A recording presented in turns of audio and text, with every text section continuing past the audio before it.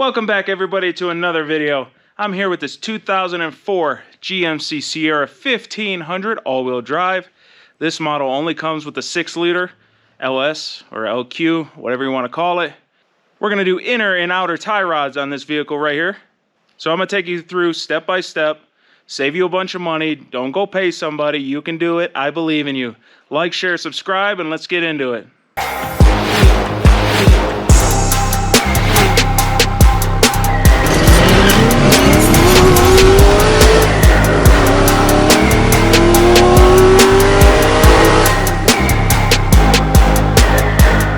Step 1, jack up the car, take the wheels off. Here's a part number for the inner control arm. SKP is the brand. SES3488. It's the same on both sides. I got this on Rock Auto. Here's the outer tie rod. There's the inner tie rod that goes onto the steering shaft. The tie rod end has an 18 millimeter here. If you go to take this off and the tie rod spins, then you're going to have to use the hex on the end of here, which looks like a 8 or 10 millimeter, but we're just going to try it with this 18 here to take the nut off, and then give it a couple taps here while prying up on here. Should just pop right out. We're going to take the inner and outer tie rods off as a one single piece. So you're just going to use an adjustable wrench here. It's larger than 1 1/4, so I don't have anything that big. And you're just going to take this off little by little here with an adjustable wrench, and you're just going to unscrew this all the way until this whole thing comes off as one piece, and then I'll show you how to get the other one put together.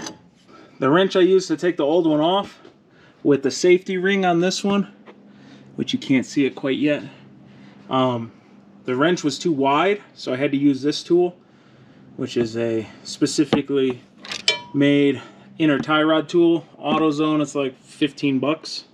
So go ahead and pick that up so you can tighten it down without throwing a fit, and then you can still put that little collar there, and I'm going to show you what that's for in a second. Don't forget to pump some grease in that fitting. That fitting there pushes grease into this boot here, so you got to make sure you pump that up. Now we can go over here and get this outer tie rod, part number SES3493T, and it's the same on both sides. So we're going to screw this on by hand onto here, then attach it to here, slide it through. You're going to put the castle nut on, give it a little, you want it tight, and then you want to get the hole to line up like that. Then you go and get the cotter pin that came with it, jam this cotter pin through the hole like so, and you might have to get a little tippy tap tap. Then you're going to use some side cutters here. You're going to grab it, pull down, bend it over, grab it again like so, push it up,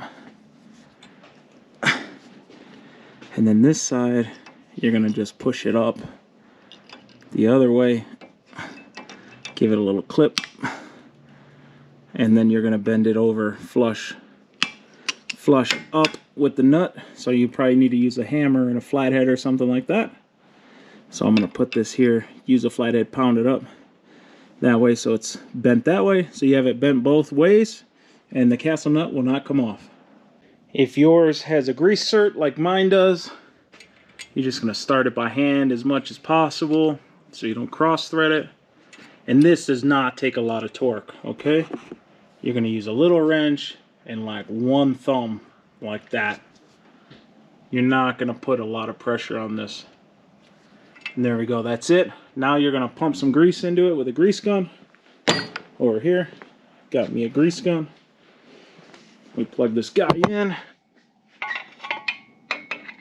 Plug that guy in. Bloop. And then we give it 5 to 10 pumps. If you see this rubber piece starting to bulge a little, you're done. Don't put any more Otherwise it's going to try to pop out of places. Okay, you can't overfill these. To get your alignment semi-close enough so at least you can drive to the alignment place, you're going to leave this nut loose.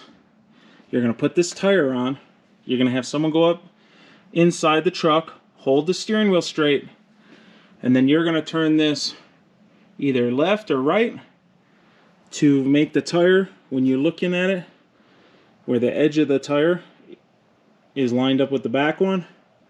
Once it's lined up pretty decent, you're just going to take this, run it in, tighten it down against this to lock it in place, and then you can drive to the alignment place and get it done professionally.